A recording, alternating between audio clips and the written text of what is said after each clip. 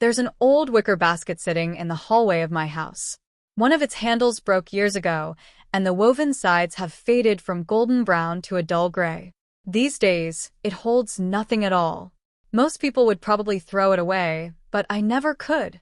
That basket has been with me for more than half a century, and every time I walk past it, I see my entire life inside it. I'm 91 years old now, and only recently did I realize something that should have been obvious decades ago. For most of my life, that basket was never empty, not because it belonged to me, but because it carried everyone else's burdens. It carried my husband's worries, my children's problems, my grandchildren's tears. Everyone placed something inside that basket, and I kept carrying it because I believed that was what love looked like. Today, for the first time, the basket is empty. Not because I stopped loving my family, but because I finally learned that love and sacrifice are not always the same thing. If someone had told me that when I was 20 years old, perhaps my story would have ended differently. But nobody ever did. Instead, I learned everything from my mother. She had a basket too. Not the same one, of course, but one that might as well have been identical. Every morning before sunrise, I watched her leave her bedroom while the rest of the house was still asleep. She would light the stove, prepare breakfast, pack lunches, wash clothes, sweep the floor, feed my grandmother who could no longer feed herself, and somehow make sure 6 children never went hungry. She never complained. She never asked for help. She never even sat down until everyone else had finished eating. By then, dinner was cold. She would stand quietly by the kitchen counter, eating whatever nobody else wanted. A cold potato, the crust of a loaf of bread, the smallest piece of meat. As a little girl, I thought that was beautiful. I thought that was what a good woman did. She gave everyone the best and kept the leftovers for herself. Nobody questioned it, least of all me. Then she died. She was only 68 years old, standing beside her grave, surrounded by flowers that would wither within days. One terrible thought entered my mind. I realized I had never once seen my mother truly rest. Not once. Her whole life had been spent taking care of everyone else. And suddenly I made a promise to myself. I whispered it silently as the rain began to fall across the cemetery. I won't live like that. I'll be different. I'll be smarter. But life has a strange way of turning promises into habits. Years later, I realized I hadn't escaped my mother's life. I had simply inherited it. My name is Cesily. I married Harold when I was 19 years old. Looking back now, I sometimes laugh because those first months barely felt like marriage. We were just 2 frightened children pretending to be adults. We had almost no money. Our tiny house leaked when it rained. We shared one old table, 2 mismatched chairs, and dreams much bigger than our bank account. Yet we were happy. Or, at least we believed we were. Harold wasn't a cruel man. In those days, people often measure husbands by one simple standard. Does he hit his wife? If the answer was no, then everyone considered him a good husband. By that measure, Harold was wonderful. He never raised his voice. He never frightened me. He worked hard every day. But there were things he never did. He never cooked. He never washed dishes. He never folded laundry. He never remembered birthdays. Not because he was selfish. Because neither of us believed those jobs belonged to him. Nobody had ever written those rules down. They simply existed. Like gravity. Like seasons. Like the sky being blue.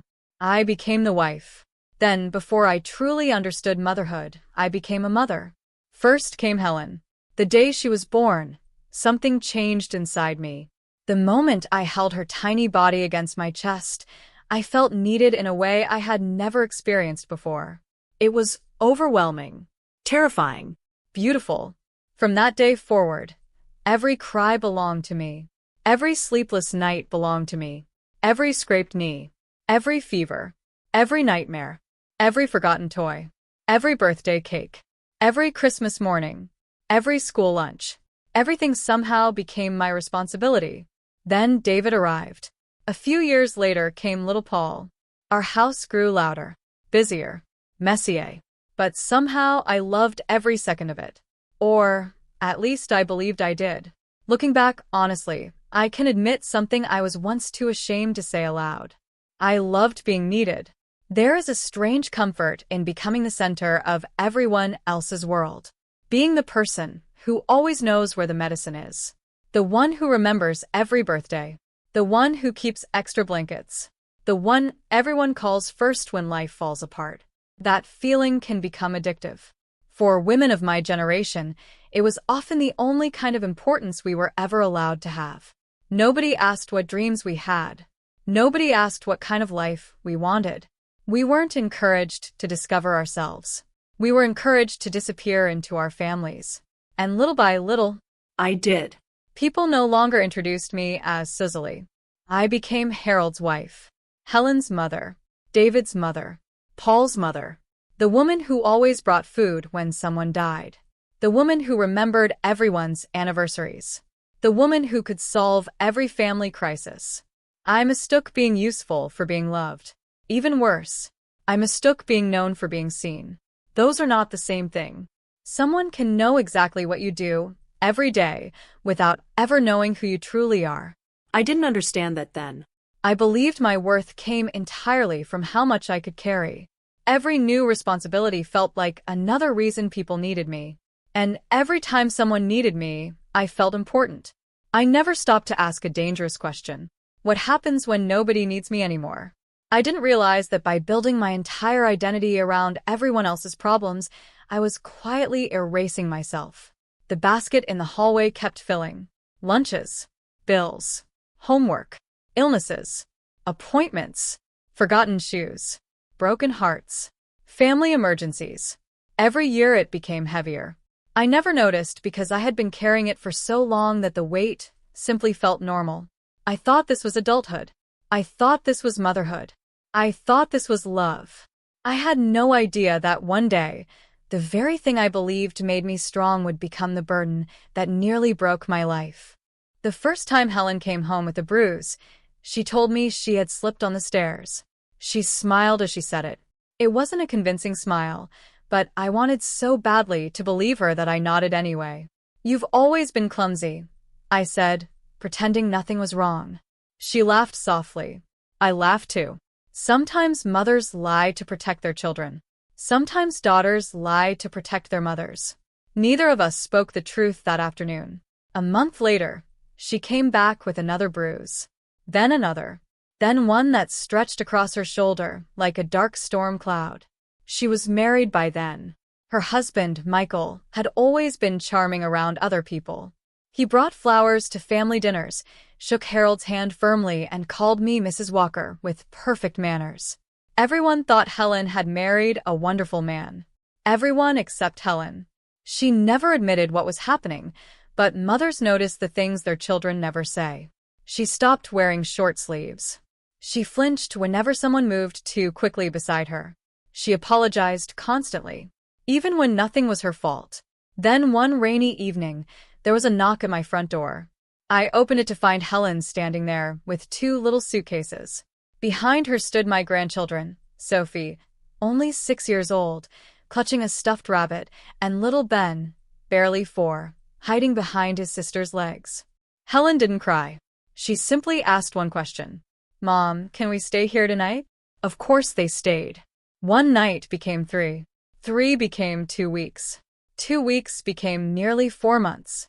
My little house, which had finally become quiet after my own children grew up, was suddenly alive again. Tiny shoes covered the hallway. Cartoons played every morning. Laundry doubled overnight. The refrigerator emptied twice as fast. I cooked bigger dinners, bought extra cereal, packed school lunches again, read bedtime stories I thought I had long forgotten. I was exhausted, but secretly, I felt useful again. That's the dangerous part about rescuing people. It doesn't only help them.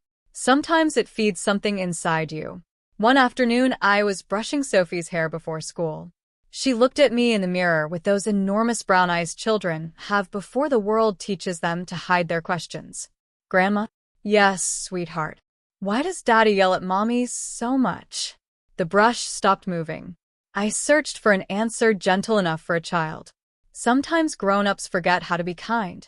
She thought about that for a moment, Then she asked another question. If he loves her, why does he make her cry? No book prepares you for moments like that. No mother ever imagines her grandchild asking questions she herself cannot answer. I hugged Sophie so tightly that morning she giggled and asked if I was trying to squeeze all the air out of her. I laughed. Then I went into the bathroom and cried where nobody could hear me. Helen eventually returned home. She said Michael had promised to change. He always promised. For a few weeks, everything seemed peaceful. Then another bruise appeared. Then another apology. Then another promise. The cycle continued. Every time she called, I rushed over. Every argument became my emergency. Every crisis became my responsibility. I believed that was what mothers did. Meanwhile, David had moved across the country for work. He called every Sunday, without fail. Hi, Mom. How are you? I've been busy. I'll visit soon. Our conversations rarely lasted more than 15 minutes. I used to complain about that. I barely hear from you anymore. You've forgotten your mother. Poor David. He hadn't forgotten me. He was simply building his own life. At the time, though, I couldn't understand that. Some selfish part of me missed being necessary. Then there was Paul. My youngest. My baby. Perhaps that was my biggest mistake. No matter how old he became, I never stopped seeing the little boy who used to run into my arms after scraping his knee. When Paul lost his first job, I told him to move back home, just until things got better. When he lost the second job, I said the same thing. Then the third. Months became years. He always had an excuse. The boss was unfair. The company closed. The economy was bad. He hadn't found the right opportunity yet. Every explanation sounded reasonable enough. So I believed him. Or perhaps I chose to believe him. After Harold passed away, the house became painfully quiet. For 54 years, there had always been another heartbeat in the room beside mine. Then suddenly, silence. Paul was still living with me.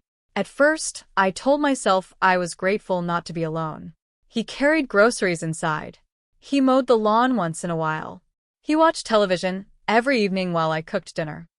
I convinced myself that was enough. What I refused to notice was that my small pension paid nearly every bill. The electricity, the groceries, the property taxes. Even Paul's phone bill somehow became mine. He always intended to pay me back. He just never did. Whenever friends asked how I was doing, I smiled. I'm fine. Paul keeps me company. What I didn't say was that companionship shouldn't feel so heavy. The only person who ever challenged me was my oldest friend, Marjorie. We had known each other since we were teenagers. She had a way of seeing through people, including me. One afternoon, we were drinking tea in my kitchen when she looked toward the living room, where Paul was asleep on the couch in the middle of the day. She stirred her tea slowly before speaking. Cesily. Yes. Do you know the difference between helping someone and preventing them from growing? I frowned. What do you mean? She looked directly into my eyes. I think Paul stopped growing years ago. I felt offended immediately. He's just having a difficult time. So, he's had a difficult 10 years? Her words stung because somewhere deep inside, I knew she wasn't entirely wrong. He'll figure things out. Marjorie sighed. No, dear. He won't. Not while someone keeps making life comfortable enough that he never has to. I changed the subject. I didn't want to hear it. Because if Marjorie was right, then maybe I wasn't saving my son. Maybe I was trapping him. But accepting that would have meant admitting something even more painful. That all my sacrifices, all my endless rescuing, might not actually be helping the people I loved. I wasn't ready to face that truth. Not yet. So I picked up my old wicker basket once again, filled it with everyone else's problems, and carried it a little farther, never realizing how much heavier it had become. The older I became, the quieter the house grew. Children who once raced through the hallway now visited only on holidays. The toys disappeared. The laughter faded. The bedrooms became storage rooms. Life has a strange way of shrinking without asking your permission. One afternoon, I found myself sitting alone in Harold's old armchair. The television was on, but I wasn't watching it. Instead, I stared at my hands. For the first time in years, I really looked at them. The skin had become paper thin. Blue veins twisted beneath the surface. My fingers no longer closed properly because of arthritis. These were not the hands I remembered. These were hands that had washed millions of dishes, folded thousands of loads of laundry, cooked tens of thousands of meals, held crying babies, paid bills, packed lunches, wiped tears, carried groceries, opened doors for everyone except themselves. I turned them over slowly. When had they become so old? No one notices themselves aging while they're busy taking care of everyone else. One wrinkle arrives, then another. One gray hair, then 100. One aching knee, then both. Life doesn't announce these things. It whispers them. And because I was always listening to everyone else's problems, I never heard those whispers. That afternoon, I opened an old photo album. The first picture showed Harold and me on our wedding day. He looked impossibly young. So did I. Our smiles were so effortless. The next pages showed birthdays, Christmas mornings, school plays, family picnics, vacations we could barely afford. There were hundreds of photographs, but something strange caught my attention. I was almost never sitting down. In every picture, I was serving food, holding a baby, cleaning a table, standing in the kitchen doorway, helping someone, looking after someone.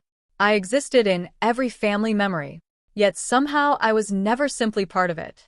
I had spent my whole life making moments possible for everyone else. I had forgotten to live inside those moments myself. As I continued turning the pages, another memory found me. One I had spent years trying not to remember. Harold had been sick for months. The doctors had stopped talking about treatments. Instead, they spoke gently about comfort, about making the most of the time we had left. Neither of us ever said the word dying. We didn't have to.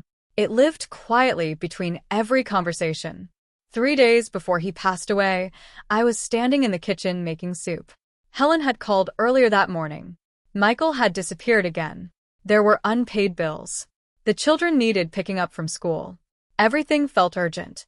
Everything always felt urgent. Harold slowly walked into the kitchen.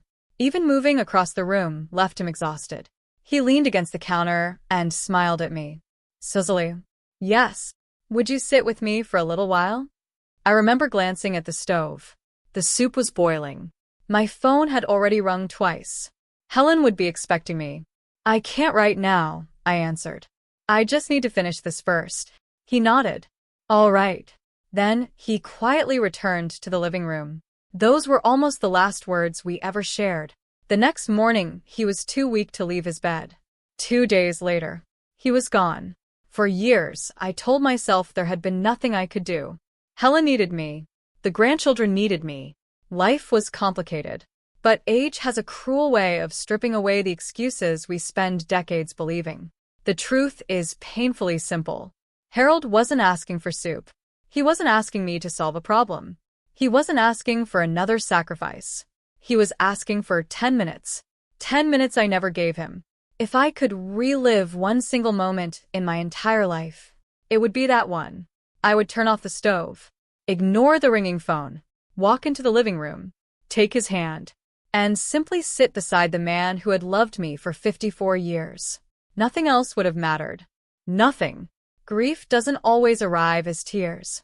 Sometimes it arrives years later, as understanding. After Harold died, I buried myself even deeper inside everyone else's lives. Helping them became my way of avoiding my own loneliness. If Helen had a problem, I ran to her. If Paul needed money, I found it. If Sophie forgot her school project, I stayed up all night helping her finish it. I convinced myself I was staying busy. The truth was, I was hiding. Because when the house became quiet, I had to face a frightening question. Who was Cesily? When nobody needed her. I didn't know. I honestly didn't. I had spent over 70 years becoming everyone's answer. I had never asked what my own question was. Around that time, Marjorie's health began to fail. Cancer. The word nobody ever wants to hear. I visited her every week. Unlike me, she had lived differently. She loved her family deeply, but she had also traveled, painted landscapes, learned Italian at 65 simply because she thought it sounded beautiful. She once told me that every person should have at least one dream that belonged only to them. At the time, I laughed. What would I even do with a dream? Now I finally understood what she meant. A few weeks before she died, she reached for my hand. Her voice had become barely more than a whisper. Cesily, I'm here. She squeezed my fingers with surprising strength. I need you to promise me something. Anything. No. She smiled gently. Not anything. Just one thing. I leaned closer. Before you die, be selfish once. I laughed through my tears. I wouldn't even know how. Learn. Those were among the last pieces of advice she ever gave me. At the funeral, I stood beside another grave. The second time in my life that I watched someone I loved disappear beneath the earth. Only this time, her words refused to leave me. Be selfish once. For weeks, they echoed inside my mind. At first, they sounded almost cruel. Selfish? After spending a lifetime believing that good women always came last? But little by little, I began to wonder if perhaps I had misunderstood the word all along. Maybe taking care of yourself wasn't selfish. Maybe constantly abandoning yourself was. And perhaps, just perhaps, the basket I had been carrying for more than 70 years was never mine to carry in the first place. The morning that changed my life began like every other morning. I woke before sunrise. Old habits never really disappear. Even at 90, my body still believed someone needed breakfast. Someone needed clean towels. Someone needed coffee. Someone needed me. I slowly made my way toward the bathroom, one hand resting against the hallway wall for balance. Age teaches you to move carefully. One careless step can change everything. I never imagined mine would. The floor was still wet from my shower the night before.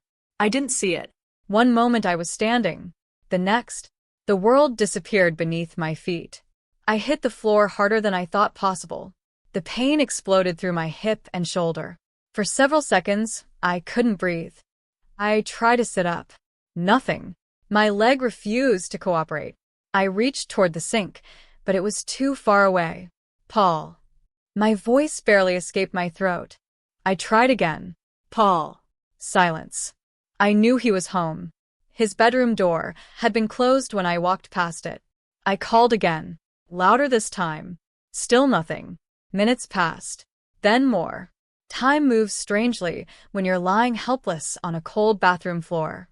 Every minute feels like an hour. Every sound becomes important. The ticking clock in the hallway. Water dripping from the faucet. The refrigerator humming in the kitchen. I waited for footsteps. None came. After what felt like forever, I began dragging myself across the floor. An inch at a time. The movement sent sharp pain through my hip, but I kept going. Eventually, I reached the bathroom door and pounded weakly against it. Only then did I hear Paul's bedroom door open. He walked into the hallway rubbing his eyes. What happened? He sounded annoyed, as though I had interrupted his sleep. I fell. He looked at me for a few seconds before helping me stand. You should be more careful, Mom. That was all he said. No panic. No urgency. No, are you okay? No frightened son rushing toward his elderly mother. Just, you should be more careful. Those words stayed with me long after the bruises disappeared. That afternoon, after the doctor confirmed nothing was broken, I sat alone in the living room. Paul had already gone back to watching television. The volume echoed through the house. A comedy show. People laughing. I stared at my tea until it became cold. Then, without warning, another memory surfaced. Harold. 3 days before he died. Would you sit with me for a little while? I hadn't. Now I had spent nearly 2 hours on a bathroom floor while my own son slept peacefully just a few rooms away. For the first time in my life, I asked myself a question I had avoided for decades. What exactly had all my sacrifices accomplished? I had cooked for him, protected him, paid his bills, defended him, excused him, rescued him, again and again. Yet somehow, I had raised a man who didn't even notice his 90-year-old mother calling for help. The realization didn't make me angry. It broke my heart, not because Paul was cruel, because I suddenly understood that I had helped create this version of him. Every time life became difficult, I stepped in. Every responsibility that should have belonged to him somehow ended up belonging to me. Without realizing it, I had taught my son one dangerous lesson. Someone else will always take care of it. That someone was me. The next morning, I knocked on Paul's bedroom door. He looked surprised to see me standing there. "We need to talk." He smiled casually. "Sure, Mom." I took a deep breath. "You have 60 days to move out." His smile disappeared. "What? You heard me." He laughed. At first, he honestly thought I was joking. When I didn't laugh back, his face changed. "You can't be serious." "I am. But where am I supposed to go?" "I don't know. I don't have enough money." "I know. I might lose everything." I nodded slowly. "I know." His voice became louder. "So you're just abandoning me?" That sentence nearly destroyed my resolve. Every instinct inside me wanted to apologize, to tell him he could stay, to promise everything would be all right. That old version of Cesily was still alive, still begging to rescue everyone. But another voice, a quieter, wiser voice, finally answered, "No, Paul. I'm giving you something I should have given you years ago. A chance." For several days, he barely spoke to me. He slammed doors, complained to his brother and sister. Helen called immediately. "Mom, are you sure about this?" "No, but I'm doing it anyway." David surprised me. He simply said, "It's about time." Those words hurt, not because they were cruel, because they were true. The 60 days passed. On the final morning, Paul loaded his belongings into an old pickup truck borrowed from a friend. He looked frightened. Honestly, so was I. When he climbed into the driver's seat, he rolled down the window. "If this doesn't work," I smiled gently, "you'll figure it out." Then he drove away. The house became silent, truly silent. For the first time in years, there were no dirty dishes waiting in the sink that weren't mine. No extra groceries to buy. No unpaid bills that belonged to someone else. No excuses echoing through the hallway. Just silence. I cried that evening, not because I regretted my decision, because endings always hurt even when they're necessary. The weeks passed slowly. Then one afternoon, my phone rang. Paul. I almost expected another request for money. Instead, he sounded different, lighter. "I got a job." I smiled. "That's wonderful. It's not perfect. It doesn't have to be." A month later, he called again. "I found a small apartment." Another month passed. I met someone. Her name was Rosa. She worked at the same company. She expected him to pay his own rent, cook his own meals, keep his promises. In other words, she treated him like an adult. Something I should have done years earlier. Almost a year after he moved out, Paul invited me to dinner. He insisted on paying. As we finished dessert, he looked across the table at me. His eyes filled with tears. "I used to think you were pushing me away." He paused. I was wrong. I reached across the table and held his hand. He smiled, making me leave this house. He took a slow breath. "Was the greatest gift you ever gave me." In that moment, I finally understood something that had taken me 90 years to learn. Protecting someone from every hardship doesn't prepare them for life. It prepares them to depend on someone else. Real love isn't carrying another person's future on your back. Real love is believing they are strong enough to carry it themselves. And for the first time in decades, the basket I had carried all my life finally felt lighter.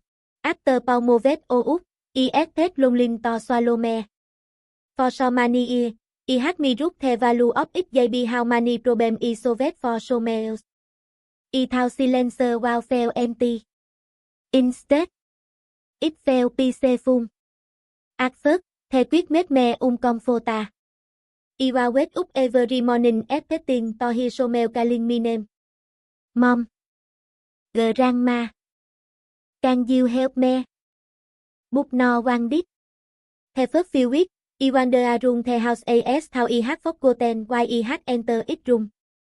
Then one afternoon, I found myself standing in front of the Busenfen Haron had built nearly 40 yearly. Discover most of the books. Is my. I've been meaning to read these. That sentence made me laugh. I've been meaning to. How many times have I said those words throughout my life? I've been meaning to read. I've been meaning to find. I've been meaning to travel. I've been meaning to read. Book so many thì had always been so much energy writing just around the corner. For the first time, he wants to. So I picked up a novel. I made myself a cup of tea. I sat by the window. And I read for the dry house. No interroom. No good. No apology. When I finished the final page, I realized so many things astonishing. The work had not fallen apart because I spent an afternoon doing so many things for myself. A few weeks later, I bought watercolor paint. The cashies my ship laid them into a paper bag. Other test for your grandeur. Is my bag? No. Thầy re for me. It felt strangely wonderful to say those words. The first painting was the ribbon. The second one's the much better. But I didn't care. For the first time in decades, I was trying to be myself. I was simply enjoy myself. That alone felt revolutionary. Little by little, I started saying yes to things I had always believed were too selfish. I joined a local book club. I took slow walk throughout the park without checking the time. I accepted invitation for afternoon tea instead of inventing excuses about being too busy. One spring morning, I even traveled with a group of women me to the city. I had spent 89 years believing Vacatino with so many things you postponed until everyone else was happy. The truth was, is always so many veducteonet so many things. If you wait for life to become free of responsibility, you'll wait forever. One evening, I found Haron Sir Cha Cesily we had left it year before. The fabric had faded. One Ahmed was cut from we had used to read his wedding ring while reading the newspaper. I sat down.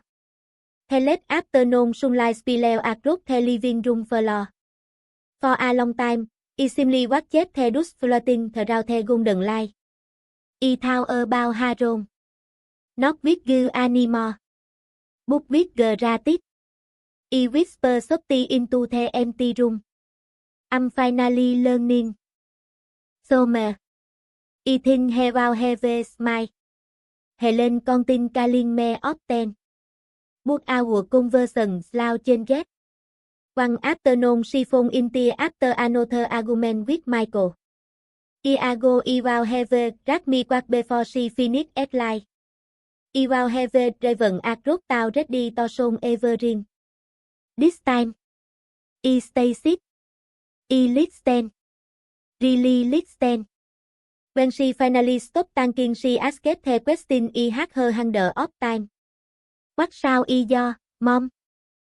Theo answer Roset to me lip. ILL come over. Instead, I took a slow breath. What do you think you sao do? He was silence. And mốt a full minute. Then she quietly answer. I think I am ready now. You probably do. She didn't ask me to register her. She didn't net me to. 3 months later, Helen left Michael for good. Not because I saved her. Because she finally saved herself. That day I understood so many things I wish every parent clearly ran. So many team helping so many to quickly steal the chance for them to discover their strength. Sophie was under beaten. Nearly a young woman. One afternoon she visited me after school. She looked around the house and smiled. Grandma. You seem happy. She don't notice more than I do really. I am. She tilted her head. What changed? I looked toward the wicker basket sitting quietly in the hallway. It was stealthy. Oh. Vâng. Beautiful in its out imperfect way. I stopped carrying things that didn't belong to me. She frowned. What does that mean? I picked up the basket and placed it on the table between us. When I was young, I thought loving people meant carrying every problem they had. She listened carefully. Book problem are stranger things. If you carry them for so long now, they never learn they can carry them themselves. She traced her finger along the basket's broken handle. So you still love Everin? Is my more than ever. Then why don't you help us move? BK love it's the me be how much you sacrifice. It's me be how much you help so me become stronger. She nodded loud. I want the sushi fully understood. Perhaps she wouldn't until many later. We some is like that. It often are long after the lesson. Now, when people ask me the secret to a long life they affect me to maintain healthy food or exercise. Instead, I tell them so many things much simpler. Liran the difference between kindness and self-erasure. You can be generous without discipline. You can love deeply without carrying another person's empty life.